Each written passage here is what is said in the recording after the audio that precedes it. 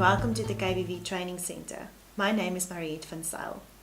We are all familiar with the different types of marriages in South African law, but most of us only know about in and out of community of property. Did you know, however, that traditional marriages are also regarded as valid marriages in terms of South African law? In terms of the Recognition of Customary Marriages Act that came into operation on the 15th of November 2000, a traditional marriage is regarded as a valid marriage. If the parties entered into the marriage without the signing of an antenuptial contract, the marriage will be in community of property. However, they can also sign an antenuptial contract, which will make the marriage out of community of property. The marriage will be valid if the parties adhere to all the customs and traditions prescribed by the specific tribe that they adhere to. As long as the marriage was negotiated, celebrated, and entered into in terms of the customs of the particular tribe, that marriage will be valid.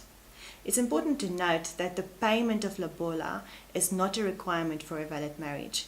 In most tribes, however, lobola must be negotiated and agreed upon before the marriage will be valid. The most important point to note is that the registration of the marriage at Home Affairs is not a requirement for a valid marriage. In other words, if the couple have entered into the legal marriage in terms of the tribal law and they have not registered the marriage at Home Affairs and have not obtained a marriage certificate, the marriage will still be valid. As an estate agent, it's important for you to take a notice of these provisions.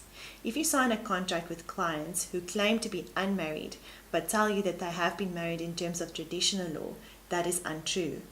In fact, they are married, and if they have not signed an antenuptial contract, they are married in community of property, which means that both parties need to sign the contract. If you want to know more about customary marriages and all the requirements thereof, please let us know.